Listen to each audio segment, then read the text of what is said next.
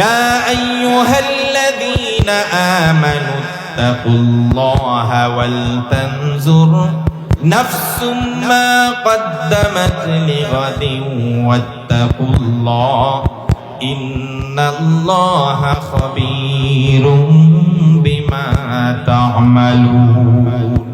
হে ঈমানদারেরা, ভয় করো তোমরা আল্লাহকে, আর সবাই তোমরা এটা পর্যবেক্ষণ করো, নিজের আমল দিয়ে নিজেই যাচাই করে দেখো আগামী দিনের পরে, মৃত্যুর পরে যে জীবন অনাদিকালের জন্য পরকাল নামক জীবন আসতেছে, ওই জীবনের জন্য কে কতটুকু পুঁজি সংগ্রহ করে পাঠাইতে পেরেছো, এটা গভীরভাবে পর্যবেক্ষণ করো। কারণ মৃত্যুর পরে আরেকটা জীবন আছে।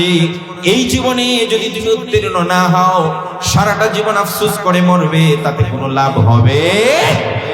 আল্লাহ পাক বারবার এই কথা বলেছে। কোরআনে কারীমকে যদি আপনি তিনটা ভাগে বিভক্ত করেন, তাহলে মোটামুটি ভাবে 3 ভাগে আল্লাহ ওয়াজ করেছেন।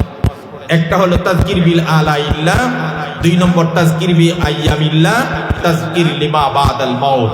আল্লাহ যত ওয়াজ করেছেন, আল্লাহর টোটাল ওয়াজকে 3 ভাগে ভাগ করলে 1 ভাগ শুধুমাত্র আল্লাহর একত্ববাদ, আল্লাহর অস্তিত্ব, আল্লাহর তাওহীদ নিয়ে আলোচনা করেছেন। 2য় ভাগ আল্লাহর নিদর্শনাবলী নিয়ে আলোচনা করেছেন, আসমান, জমিন, পাহাড়, সমুদ্র, নদী। আর 3য় ভাগে শুধুমাত্র পরকাল নিয়ে আলোচনা করেছেন। তার মানে বলা যায় কোরআনে প্রায় 2000 আয়াতে আল্লাহ শুধু পরকালের কথা বলেছেন। সুবহানাল্লাহ। আজকের ওয়াজের বিষয়বস্তু নিয়ে আল্লাহ 2000 আয়াতে কথা বলেছেন। আরবের কাফের বেঈমানেরা বিশ্বনবী সাল্লাল্লাহু আলাইহি সাল্লাম যখন মৃত্যুর পরে পরকালের জীবনের কথা বলতেন, তখন তারা পরস্পর হাসি ঠাট্টা করত। মুহাম্মদ এই কোন জীবনের কথা বলে? মরার পরে আবার নতুন করে আমরাও উত্থিত হব, আবার নতুন করে আমাদেরকে উঠাবে। এই কিয়ামত কখন হবে? মুসলমানের নবী কথা কি বলে হাসি ঠাট্টা করত। সূরা আবার 30 নম্বর পারা আল্লাহ বলেন, আম্মা ইয়াতাসাআলুনা আনিন নাবাইল আযীম আল্লাযী হুম ফীহি মুখতালিফুন কাল্লা সায়া'লামুনা সুম্মা কাল্লা সায়া'লামুন। তরজমা করছি, তারা পরস্পর একজন আরেকজনকে জিজ্ঞেস করত আর মজা নিয়ে বলতো, আম্মা ইয়াতাসাআলুনা আনিন নাবাইল আযীম।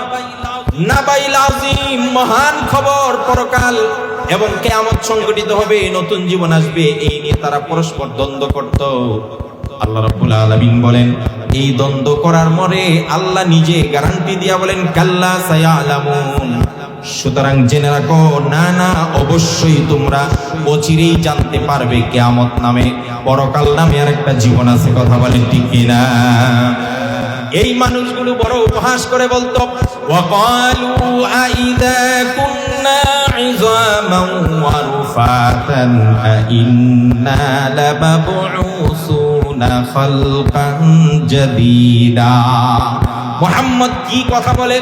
আমরা মরে যাব, আমাদের হাড়গুলো পচে যাবে, আমাদের চামড়া, আমাদের গোশত সব রোয়া রোয়া হয়ে যাবে, এরপরে আমরা নতুন করে আবার আমাদেরকে সৃষ্টি করা হবে। এর চেয়ে বড় পাগলামির কথা আর কিছুই হতে পারে না। এটা কাফেরদের বক্তব্য। চিৎকার দিয়ে নাউজুবিল্লাহ বলে। শুধু তাই নয়, কোরআনে অসংখ্য জায়গায় তাদের বক্তব্য আল্লাহ প্রশ্ন রেখে বলেছেন। তারা বলে, ওয়াকালু আইযা মিতনা ওয়া কুন্না তুরাবান ওয়া ইযামান আইন্না লামাবউসুন। তারা বলে, আরে মৃত্যুর পরে তো আমরা মরে যাব, মাটি হয়ে যাব, মাটিতে মিশে যাব, আমাদের হাড়গুড় খুঁজে পাবে না, তখন আমাদের কিসের বিচার করবে?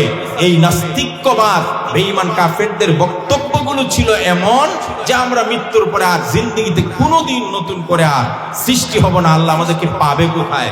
তারা বরং অনেক সময় প্রশ্ন রেখে বলে, একজন মানুষকে যদি বাঘে খেয়ে ফেলে, বাঘের পেটে যদি কেউ চলে যায়, তো আল্লাহ তারে পাবে কোথায়? নাউজুবিল্লাহ বলেন।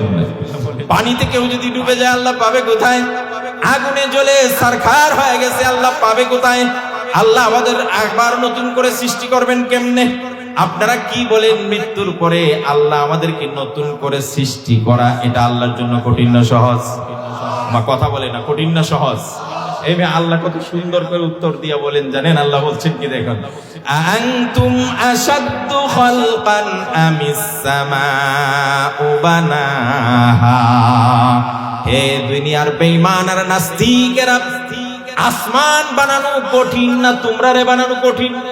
এত বিশাল বড় আসমান বানাইলাম, এটা যদি আমি খুঁটিবিহীন ভাবে বিগাইরে আমাদিন তারাউনাহা, যে আসমানে একটাও খুঁটি নাই, সামান্য একটা প্যান্ডেল করতে কতগুলো খুঁটি ব্যবহার করলেন।